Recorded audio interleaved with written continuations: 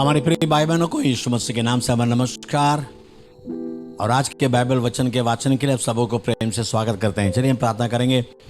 प्यारे पिता परमेश्वर, धन्यवाद देते हैं प्रभु, धन्यवाद देते हैं। जैसा यिर्मयाह भविष्यवक्ता कहता है, प्रभु तेरे वचन पाते ही मैं बड़े खुशी खुशी ले लिया।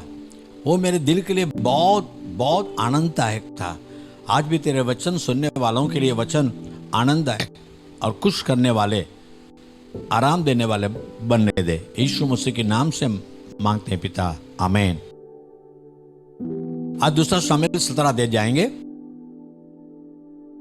फिर अहीतोपेल ने अबशालोम से कहा, मुझे 12,000 पुरुष छांटने दे और मैं उठकर आज ही रात को दाऊद का पीछा करूंगा, और जब तकित और निर्बल होगा तब मैं उसे पकड़ूंगा और डराऊंगा, और जितने लोग उसके साथ हैं सब भागेंगे, और मैं राजा ही को मारूंगा, और मैं सब लोगों को तेरे पास लौटा लाऊंगा। जिस मनुष्य का तू खोजी है उसके मिलने से समस्त प्रजा का मिलना हो जाएगा, और समस्त प्रजा कुशल क्षेम से रहेगी। यह बात अबशालोम और सब इजरायली पुरनियों को उचित मालूम पड़ी। फिर अबशालोम ने कहा, अरे के हुशै को भी बुला लो, और जो वह कहेगा हम उससे भी सुने। जब हुशै अबशालोम के पास आया तब अबशालोम ने उससे कहा, अहीतोपेल ने तो इस प्रकार की बात कही है, क्या हम उसकी बात माने कि नहीं? यदि नहीं तो तू कह दे। हुशै ने अबशालोम से कहा, जो सम्मति अहीतोपेल ने इस बार दी वह अच्छी नहीं। फिर हुशै ने कहा, तू तो अपने पिता और उसके जनों को जानता है कि वे शूरवीर है और बच्चा चीनी हुई रीछनी के समान क्रोधित होंगे, और तेरा पिता योद्धा है और लोगों के साथ रात नहीं बिताता। इस समय तो वह किसी गड्ढे व किसी दूसरे स्थान में छिपा होगा। जब इनमें से पहले पहले कोई मारे जाएं, तब इसके सब सुनने वाले कहने लगेंगे कि अबशालोम के पक्ष वाले हार गए। तब वीर का हृदय जो सिंह का सा होता है उसका भी हियाव छूट जाएगा। समस्त इज़राइल तो जानता है कि तेरा पिता वीर है और उसके संगी बड़े योद्धा हैं।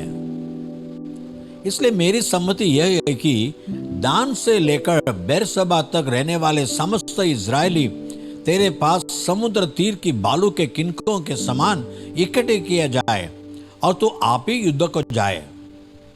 और जब हम उसको किसी न किसी स्थान पे जहां वह मिले जा पकड़ेंगे, तब जैसे ओस भूमि पर गिरती है वैसे ही हम उस पर टूट पड़ेंगे। तब न तो वह बचेगा और न उसके संगियों में से कोई बचेगा। और यदि वह किसी नगर में घुसा हो तो सब इजरायली उस नगर के पास रस्सियां ले आएंगे, और हम उसे नाले में खींचेंगे, यहां तक कि उसका एक छोटा सा पत्थर भी न रह जाएगा। तब अबशालोम और सब इजरायली पुरुषों ने कहा, ये कि हुशै की सम्मति अहीतोपेल की सम्मति से उत्तम है।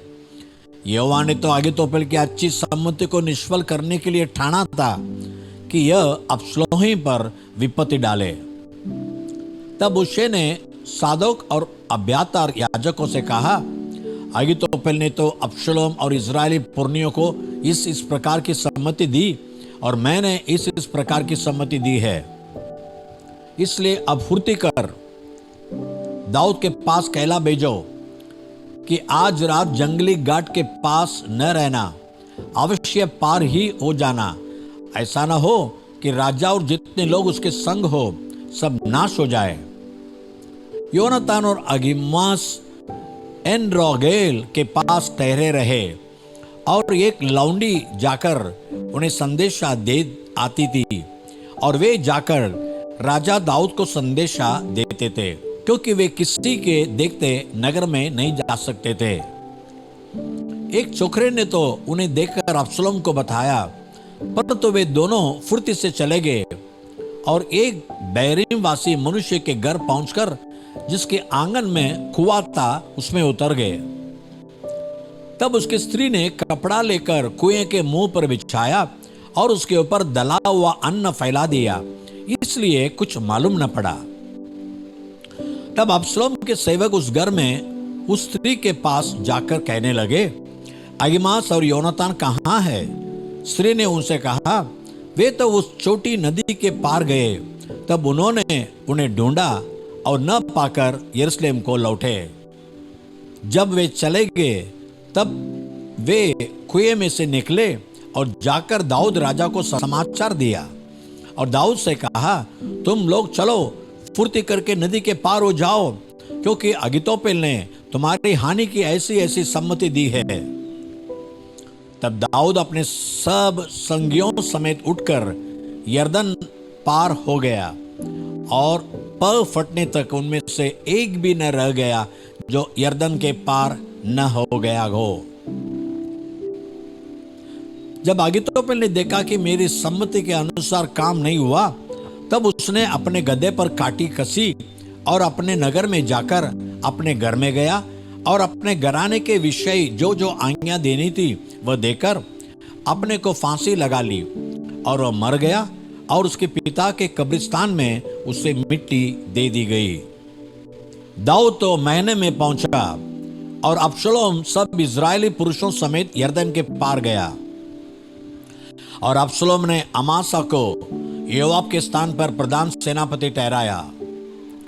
यह अमासा एक पुरुष का पुत्र था जिसका नाम इजरायली इत्रो था, और वह योआब की माता सरिया की बहन अबीगैल नाम नागाश की बेटी के संग सोया था। और इजरायलियों ने और अबशलोम ने गिलाद देश में छावनी डाली। जब दाऊद महीने में आया तब अम्मोनियों के रब्बा के निवासी नाहाश का पुत्र शोबी और लोदबर वासी अम्मेल का पुत्र माकीर और रोगली वासी गिलादी बर्जिलै चारपाइयाँ, तसले मिट्टी के बर्तन, गेहूं, जौ, मैदा, लोबिया, मसूर, चबेना, मधु, मक्खन, भेड़ बकरियां और गाय के दही का पखीर दाऊद और उसके संगियों के खाने को यह सोचकर ले आए कि जंगल में वे लोग भूखे प्यासे और थके मांदे होंगे। पहले पत्रस 4 अध्याय। सो जबकि मसीह ने शरीर में होकर दुख उठाया तो तुम भी उस ही मनसा को धारण करके हथियार बांध लो, क्योंकि जिसने शरीर में दुख उठाया वह पाप से छूट गया, ताकि भविष्य में अपना शेष शारीरिक जीवन मनुष्यों की अभिलाषाओं के अनुसार नहीं वरन परमेश्वर की इच्छा के अनुसार व्यतीत करो। क्योंकि अन्य जातियों की इच्छा के अनुसार काम करने और लुचपन की बुरी अभिलाषाओं, मतवालापन, लीला क्रीड़ा, पियकड़पन और घृणित मूर्ति पूजा में जहां तक हमने पहले समय गंवाया वही बहुत हुआ। इससे वे अचंभा करते हैं कि तुम ऐसे बारी लुचपन में उनका साथ नहीं देते और इसलिए वे बुरा भला कहते हैं। पर वे उसको जो जीवितों और मरे हुओं का न्याय करने को तैयार है लेखा देंगे, क्योंकि मरे हुओं को भी सुसमाचार इसलिए सुनाया गया कि शरीर में तो मनुष्य के अनुसार उनका न्याय हो, पर आत्मा में वे परमेश्वर के अनुसार जीवित रहे।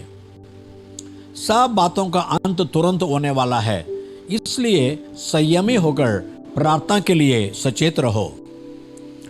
और सब में श्रेष्ठ बात यह है कि एक दूसरे से अधिक प्रेम रखो, क्योंकि प्रेम अनेक पापों को ढांप देता है। बिना कुड़कुड़ाए एक दूसरे की पहनाई करो। जिसको जो वरदान मिला है वह उससे परमेश्वर के नाना प्रकार के अनुग्रह के भले भंडारियों के नाई एक दूसरे की सेवा में लगाए। यदि कोई बोले तो ऐसा बोले मानो परमेश्वर का वचन है। यदि कोई सेवा करे तो उस शक्ति से करे जो परमेश्वर देता है, जिससे सब बातों में यीशु मसीह के द्वारा परमेश्वर की महिमा प्रकट हो। महिमा और साम्राज्य युगानुयुग उसी की है। आमीन। हे प्रियो, जो दुख रूपी अग्नि तुम्हारे परखने के लिए तुम में भड़की है, इससे यह समझकर अचंभा न करो कि कोई अनोखी बात तुम पर बीत रही है। पर जैसे जैसे मसीह के दुखों में सहभागी होते हो, आनंद करो, जिससे उसकी महिमा के प्रकट होते समय भी तुम आनंदित और मगन हो। फिर यदि मसीह के नाम के लिए तुम्हारी निंदा की जाती है तो धन्य हो, क्योंकि महिमा का आत्मा जो परमेश्वर का आत्मा है तुम पर छाया करता है। तुम में से कोई व्यक्ति हत्यारा या चोर या कुकर्मी होने या पराये काम में हाथ डालने के कारण दुख न पाए। पर यदि मसीह होने के कारण दुख पाए तो लज्जित न हो, पर इस बात के लिए परमेश्वर की महिमा करे, क्योंकि वह समय आ पहुंचा है कि पहले परमेश्वर के लोगों का न्याय किया जाए, और जबकि न्याय का आरंभ हामी से होगा तो उनका क्या अंत होगा जो परमेश्वर के सुसमाचार को नहीं मानते। और यदि धर्मी व्यक्ति ही कठिनता से उद्धार पाएगा तो भक्तिहीन और पापी का क्या ठिकाना।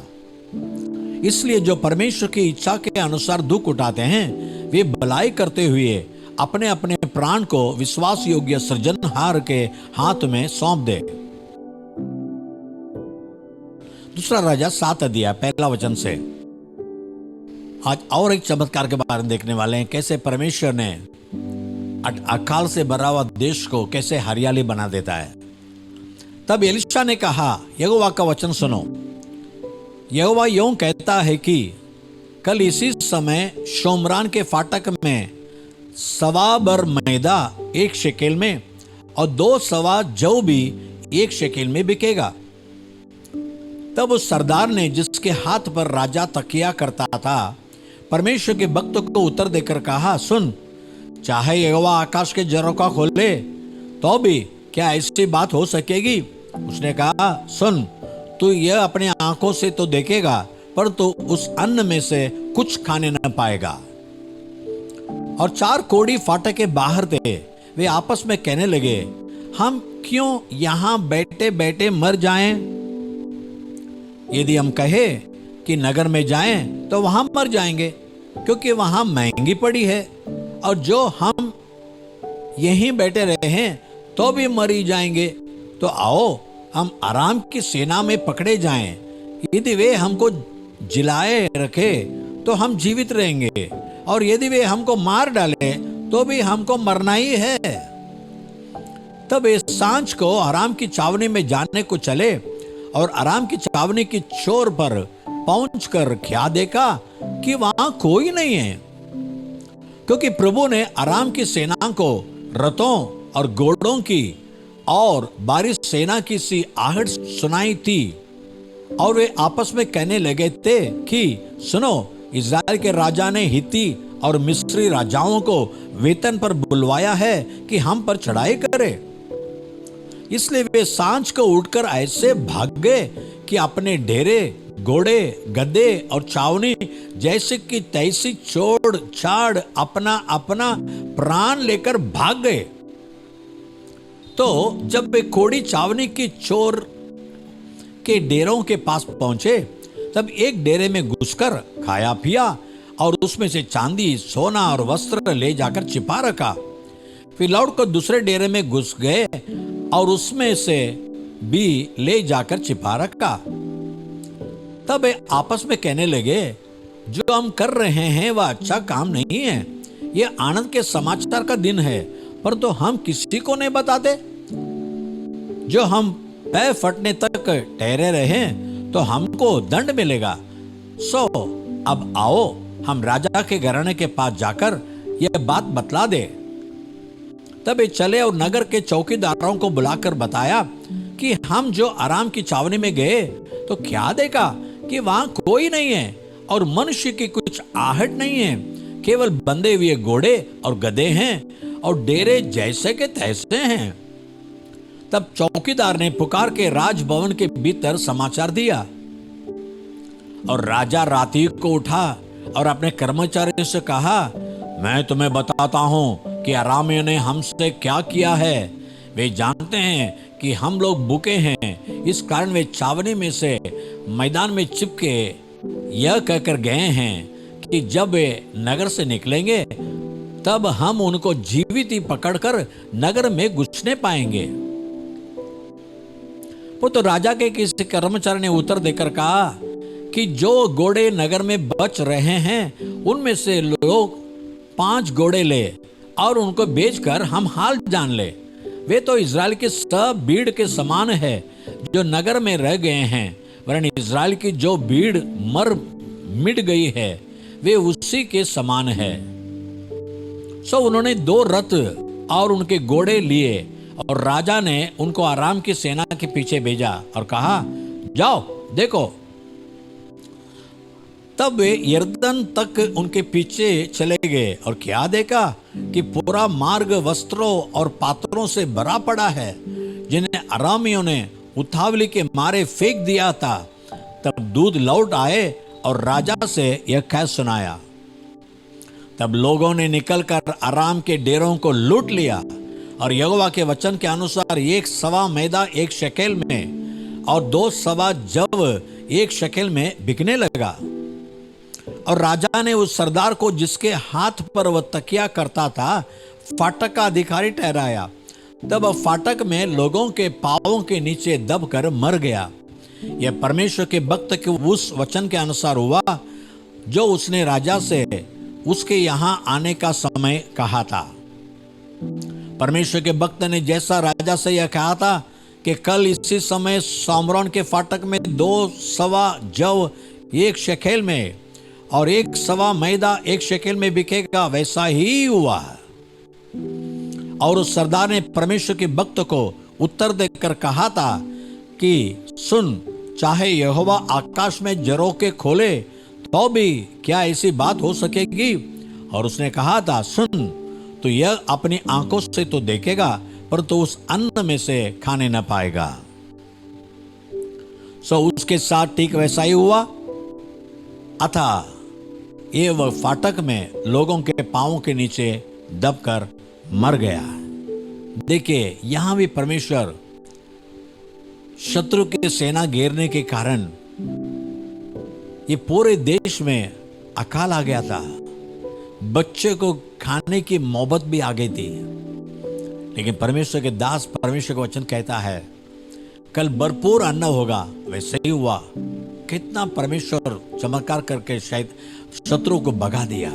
आपके जीवन में जो शत्रु आपको मारने के आए हैं वो भाग जाएंगे। परमेश्वर का वचन कहता है 1 रास्ते से आने वाले 7 रास्तों से भाग पड़ेंगे।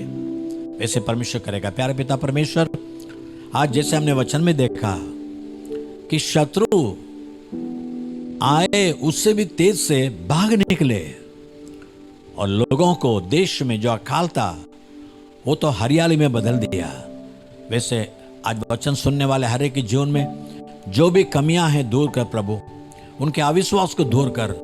और परमेश्वर हमारे हर एक हालात की परिस्थितियों को जानता है और हमारे बेकार हालत को बदल कर एक अच्छे से एक सुखी जीवन हमें देगा। प्रभु हर एक को दे दे, हर एक के जीवन का आशीष कर। यीशु मसीह के नाम से मांगते हैं पिता, आमीन आमीन।